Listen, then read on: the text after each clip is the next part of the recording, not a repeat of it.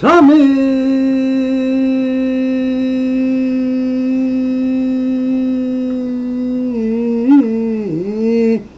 수심은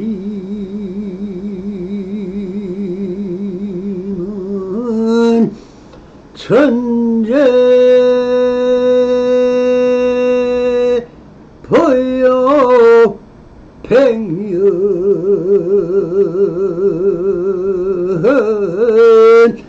탐문은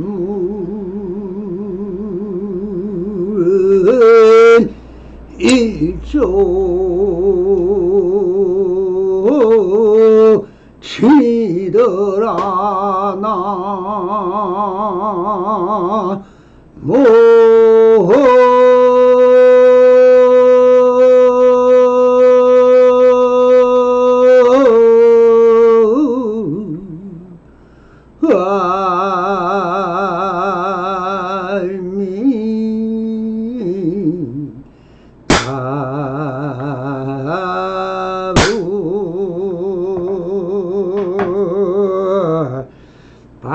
반갑습니다. 시방법계 편말하시 우리 불보살님들과 오늘도 이렇게 불불상응하옵니다. 평상심도입니다. 언제나 안심이명하시어서 본불본락하옵소서. 바람이.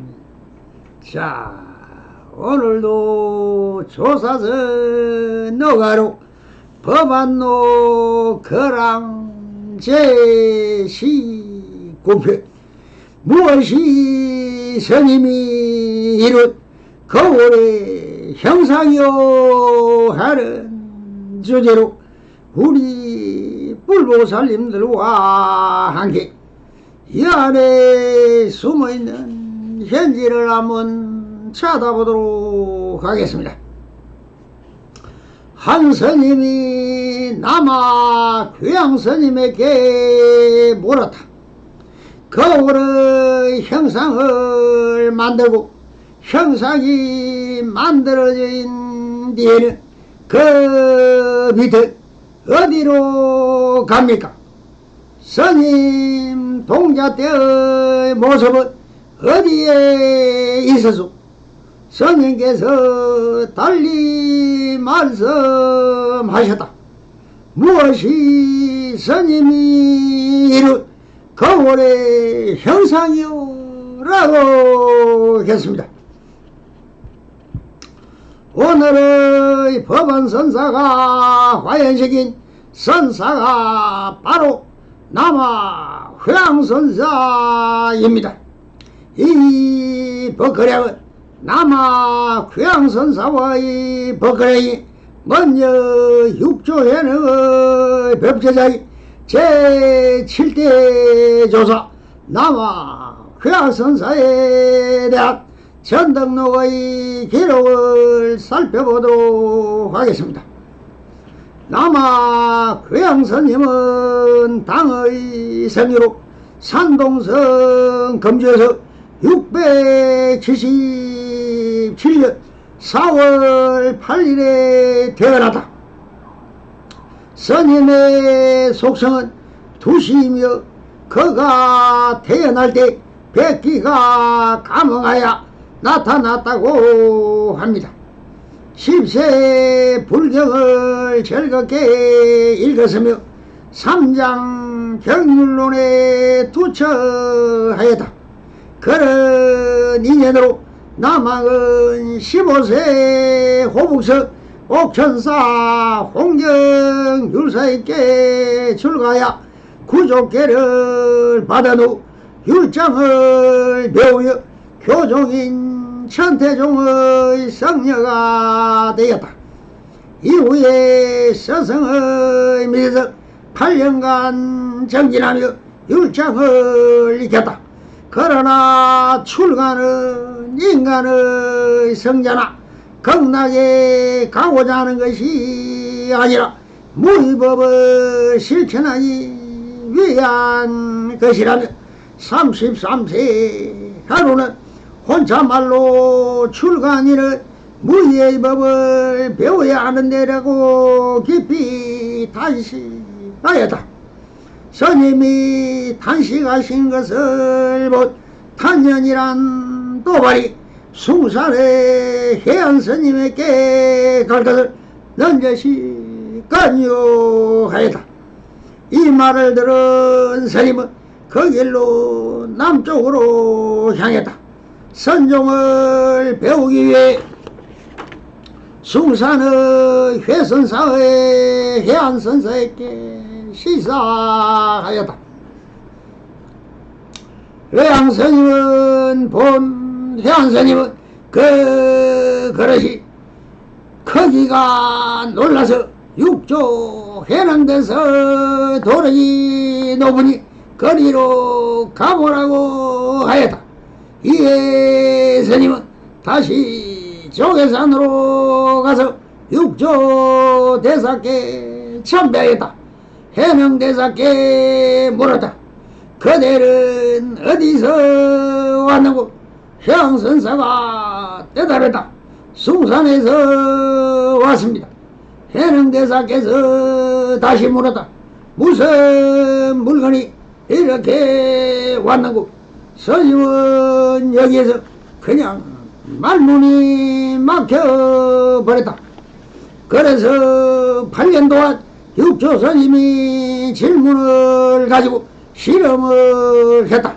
그러다가 마침내 8년 만에 깨닫고는 다시 육조 대사를 칭견하러 가니 육조께서 그대는 어디서 오는고 하고 물었다. 숭산에서 옵니다. 어떤 물건이 이렇게 오는고? 설사 한 물건이라도 맞지 않습니다. 그러면 닦아 정등하는 법은 어떻게 생각하느냐? 닦아서 어려움 없지 않으나 더러운데 물드는 일이 없습니다. 더러운데 물들지 아니하면 모든 부처님의 살림살이다. 너도 그러하고 나도 또한 그러하니 잘 두어라. 육조스님께서 이렇게 인정하여 청원행사 선사와 함께 형과 아우를 가리러 올 만큼 훌륭한 안목을 갖춘 이 두 제자를 상수 제자로 봉하였다. 어느 날 육조께서 제자인 남아 교황스님에게 은밀하게 부축하셨다. 그대 밑에 천하 사람을 발라버린 만한 한 망아지가 출현할 것이니 그리해야 그 밑에 수많은 도인제자가 나와서 불법을 크게 형성하리라고 반야다라 존자께서 예언하셨으니 그대만 알고 잘 지도하게라고 하니 다른 사람들은 그 말씀이 무엇을 의미하는지 모르고 궁금해 하였으나 오직 남아 교양스님만이 알아듣고 빙그레 웃었다. 남막 선사께서 남학에 있던 반야사로 가서 회상을 열어 법을 펴시니 마시성을 가진 한 수제가 와서 신심을 내어 불철주야 공부를 지어갔다. 그런데 이 수제는 항상 자선하는 것만을 고집하여 자리를 떠는 법이 없었다. 향스님께서 하늘 앉는데 집착하는 그 병통을 고쳐줘야겠다고 생각하시고 자선 중인 마조 스님에게 말을 건네셨다. 수자는 자선하여 무엇을 하려는고 하니 마조가 분처가 되고자 합니다라고 했다. 그러나 휴양스님께서는 암자예보로 벽돌을 하나 집어와서 마조스님 앞에서 묵묵히 갈기를 시작했다. 마조스님이 한참 정진을 하다가 그것을 보고는 여쭈었다. 스님, 벽돌을 갈아서 무엇 하시렵니까? 거울을 만들고자 하네. 벽돌을 갈아서 어떻게 거울을 만들 수 있습니까? 벽돌을 갈아서 거울을 만들지 못할지니 자선을 한들 어떻게 부처가 될 수 있겠는가? 그러면 어떻게 해야 되겠습니까? 소가 수레를 매서 수레가 가지 않을 때 수레를 쳐야 옳겠는가? 소를 때려야 옳겠는가? 마조스님이 대답을 하지 못하고 있으니 휴양선사께서 다시 말씀을 하셨다. 그대는 자선을 배우는가? 자부를 배우는가? 앉아서 참선하는 것을 배운다고 하면 선은 앉거나 눕는 데 있는 것이 아니니 선을 잘못 알고 있는 것이고, 앉는 부처를 배운다고 하면 부처는 어느 하나의 법이 아니 자네가 부처님을 잘못 알고 있으면 무주보배를 응당 취하거나 버림이 없어야 하네. 그대가 앉는 부처를 구한다면 부처를 죽이는 것이고, 앉는 모습에 집착하는 선의 이치를 깨닫지 못한 것이니 마조스님은 여기에서 크게 뉘우치는 바가 있어 자선만을 고집하던 생각을 버리고 행주자와 사유의 가운데서 인류하게 화두를 장구하여 순위를 이루어서 마침내 크게 깨쳤다. 이것을 보한 해양스님은 일치 육조스님이 예언했던 바에 따라서 도일스님에게 마조라는 호를 지어주었다. 육조 해능스님의 법맥을 위해 남아휴양선사는 남종선을 걸게 떨쳤다. 특별히 그의 문화에는 희라산 같은 일대 종장들이 그의 가르침을 받았다. 그 중에 가장 뛰어난 종장은 마조 도일스님이고 남아휴양선사의 가르침이고, 마조 도일선사는 남종선을 크게 떨치게 되었다.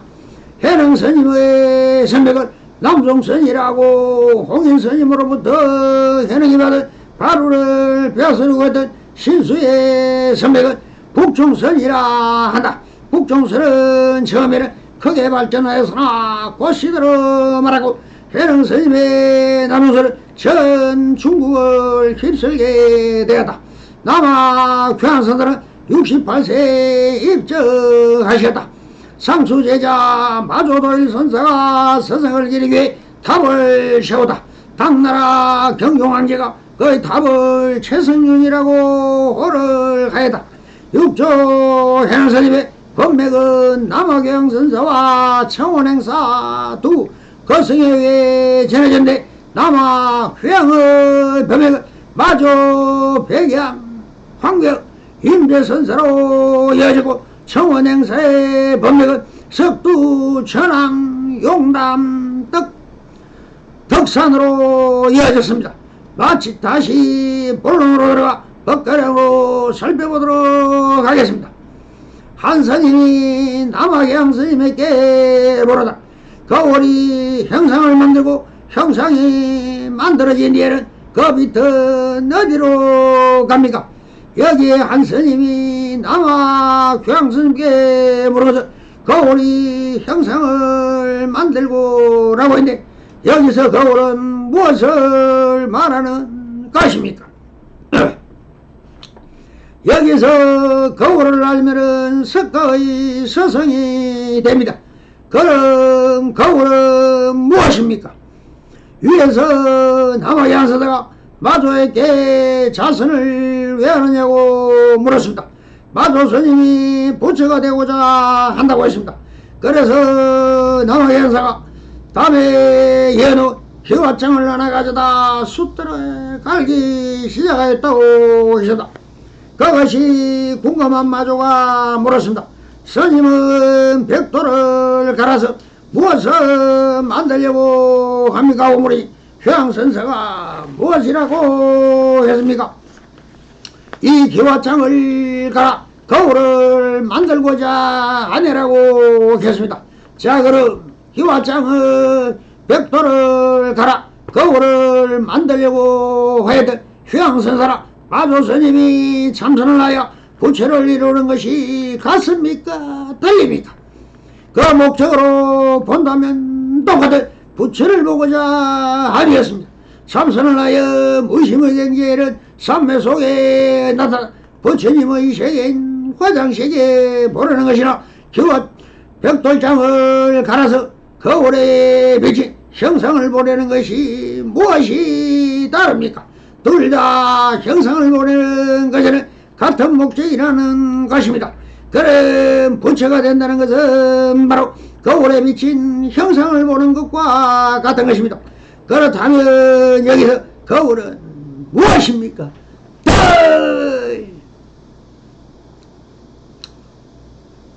바로 마음입니다. 성철스님이 고리 설림 고경이란 환자로 된 서문염송과 수많은 선으록을 우리말로 번역한 책에서 대표적인 한 서문답을 하나 인용한 것이 저희 소개드리겠습니다.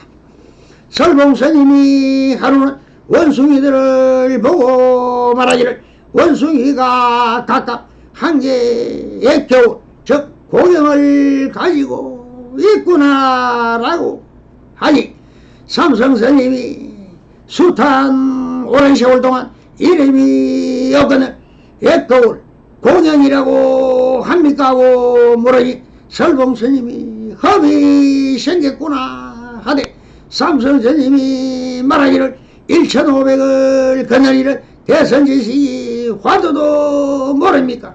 라고 하니 설봉스님이 말하겠다. 노성이 주지하기가 번거로워서 라고 적어 놓았습니다. 여기서 설봉스님이 마음의 이름을 지어버렸으니 틀렸다고 했습니다. 여기에 등장하는 말이 바로 거울입니다. 우리가 마음이 거울같이 비춰본다는 것입니다.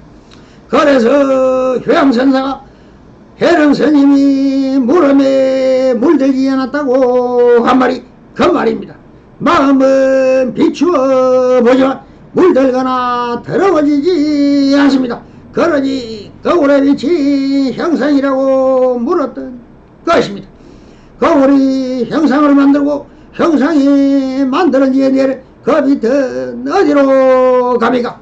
거울이 형상을 만들어진다 할 때 그 형상은 무엇입니까? 그 형상이 바로 진실여상은 진여입니다. 그런 진여는 경계이죠. 그런 경계가 그대로 또한 부처이며 비추이는 거울이 마음이니 마음에 비친 형상은 무엇입니까? 바로 빛이지요. 여기서 쟤는 마음인 거울이요 작용한 빛의 그림자가 형상이니 형상은 상이요 빛은 작용인 것입니다.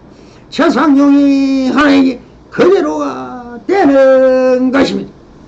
그런데 한스님이 거울이 형상을 만들고 형상이 만들어진 뒤에는 그 빛이 어디로 갑니까? 라고 물었습니다. 그러니 거울인 채는 무거무례가 영무주라 했습니다. 가지도 않고 오지도 않아요. 또한 좋아하지도 않는다는 것입니다. 이것이 마음인 거울은 채는 변함없는 무념이요 무상이요 우주가 되니 싸면 쌈요가 되는 것입니다. 그러나 빛과 형상은 찰나 안에 사라집니다. 그러니 형상과 빛은 찰나 안에 사라지니 허망하다고 하는 것입니다. 그런데 그 작용인 빛은 어디로 가느냐고 물었습니다. 우리 불로사님 어디로 간다고 하겠습니다. 이때 남학양 스님은 이렇게 대답을 하십니다. 스님 동자 때의 모습은 어디에 있소라고 했습니다. 이 말은 재무사 모든 것은 다 변화무쌍하게 찰나간에 일어나다 사라지는 것이니 다 사라져 버렸다는 뜻이 되겠죠. 그런데 그렇게 바로 다가와집니까? 그냥 그 밑에 찰나간에 사라져 우유로 달려가고 있겠죠라고 해서 조금은 과학적이라고 할 수 있겠지만 빛은 사라졌습니다. 그러니 형상도 사라져버린 것입니다. 그러니 이런 소문도 불르고 법인선사의 법가랑을 해봅니다. 선생님께서 달리 말씀하셨다. 무엇이 스님이 이런 거울의 형상이요? 라고 했습니다. 즉 지금 여기 있는 그대로일 뿐이더라고 계십니다. 성불이는 내주소서. 바랍니다. 감사합니다.